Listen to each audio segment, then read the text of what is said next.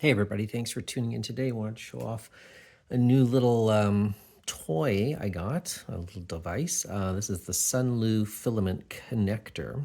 So I think this started off as a Kickstarter that Sunlu created or started a little while ago. Apologies for the beeping. But now you can just buy them on the website. So I bought this about a month ago and have been using it. I've always got tons of filament spools where, just there's always just like a meter or so left, and was always looking for a way to repurpose them. Sometimes I'll use them for sort of soldering iron kind of welding seams and stuff like that when I've got some scrap pieces laying around. But, this is a great way. You can't see them on the table, but I got about 8 rolls, cardboard spools of filament that were just kind of remaining bits left. So here's a great way to join them. So basically what it does is it can take 2 pieces of filament and join them together. So comes in a box like this. It has the actual unit inside along with a power cord, which has a USB connector on the end. There is no AC adapter. You just plug it into your USB slot. And then it comes with a bunch of these, couple bags. This kit came with a couple bags of these filament joining tubes, and essentially they're feels almost like a bit like a PLA, or sorry, a PTFE type tube that's really thin. So how this works is you turn on the unit, so there's an on-off touch screen on there, right there, right?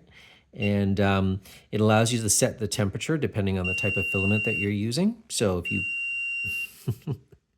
so that beeping lets you know that it's about to reach the temperature that it's supposed to be at for the filament that you're using. So if you press this arrow button here on the lower right corner, it'll allow you to use these up and down arrows to select between like ABS and all these other PLA and all these other filament types. You can also manually adjust the temperature if you need to. I just set it for PLA. I tend to use a lot of PLA plus, and it seems to work fine. So I'm just going to zoom in a little bit here. So how I do it and sort of following the instructions, there's a lid here that's hinged. Be really careful with that. It's not the sturdiest thing in the world. There's a slot cutter in the back here for cutting these connectors. I'll show you that in just a sec, how that works. And if you hit this silver tab, this thing will pop up.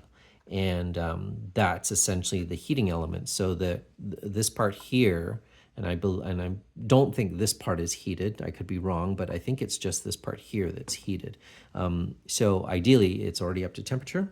I'll do it with this light piece of filament first just so you can see it. So what I do is so let's just pretend for a second that you've got, 2 pieces of filament that you want to join together, right? What you want to do is actually overlap them, and then I cut them together at an angle like that, okay? So I'm just gonna hold it with my fingers so I don't go flying across the room. And then now you've got 2 pieces that when they join, you want that kind of like angled overlap, okay? You don't want to do a square end kind of butted together. You want that kind of longer overlap. The longer the overlap, actually, the better. So, I mean, if you can get your cutter a little bit more angled, that'll give you just a nice more surface area for it to be joined together, right? And I also find if you're dealing with like multiple stray spools, try not to like have the filament twisted, try to have it coiled the same way. Just makes it easier when you're winding it back onto the spool afterwards. So then what you do is you slide one of these tubing things on, and then you try to get it so that your joint is in the middle, okay? All right, so not sure if the camera can pick that up, but the joint's like right in the middle, okay? So there's a manual in here, and it tells you, how long to basically put it in the unit for, and it'll beep when that time is reached. So for example, PLA right now is set at 185, and I think it's like 7 seconds when you put it in there, and it should join it together. Again, make sure you're not twisting it like this. You want to make sure those angles are lined up. So you put it in onto the little heated area here, and then you close it. And you want to just hold it in place. I know some people say like, oh, you should squish it really hard and push the 2 ends together. You actually don't want to do that. So it's saying that it's done. I can tell right now, not sure if the camera can pick it up, it's not quite fully joined, okay? So if it's not joined, that's okay. Just put it back in there, heat it up, do it again, right? So I noticed with some filaments, they're kind of like harder than others. Maybe PLA Plus is like a little bit more just harder. And sometimes it requires a second pass. So I try not to move it around when it's cooling like this. And I'll just, blow on it gently to cool it off. Okay, so once that's cool, it's pretty much good to go, okay? So then you put it in this slot in the back, if you can see that back there. And it's actually got kind of like a razor blade refill kind of thing in the back, in the very bottom.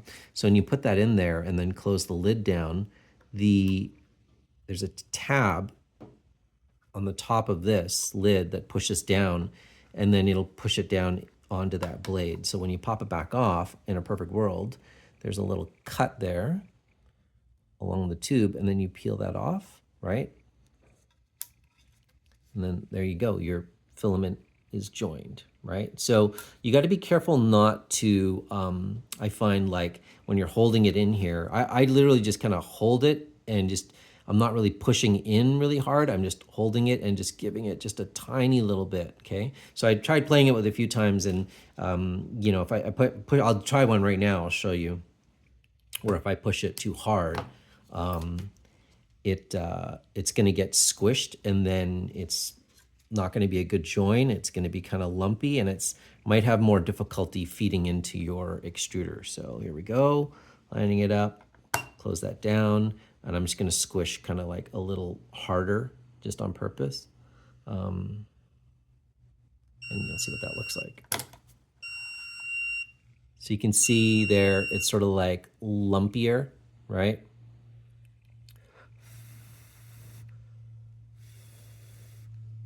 So I'm just gonna blow that off, cool it down, and then put it in here, and give it a cut, a little bit of pressure. Again, be careful with that lid. It's not the most robust thing. There's that little slit again, right? So now you can pry it off. So unfortunately, these are a disposable item, right? But slide that off there for now. But like, so you can see, sorry, right there, that's not a great joint, right? It's kind of lumpy, and then that might have a problem feeding into your extruder. If your extruder, maybe the PTFE, or maybe it's all metal, hot end, the heat break, maybe it's just kind of finely tuned, that might have problems feeding in, so just be careful with that. So I like it. I think it works really cool. Like I said, I used up about 8 rolls of scrap, just little bits of filament that I had, and was able to make essentially a whole new, maybe about 60% roll here, right? Okay, sorry, I'm gonna back up this camera. Oop. Sorry, I'm trying to do this with gloves on. Or maybe I can't back up. Hang on. Apologies. Yeah, that's as far back as it goes. So here's my spool that I made. And then what I did was, I modeled and printed this, but you can find a whole bunch of them online. It's just a spool holder that you can slide through your spool, right? Oops. And then you put a nut on the end.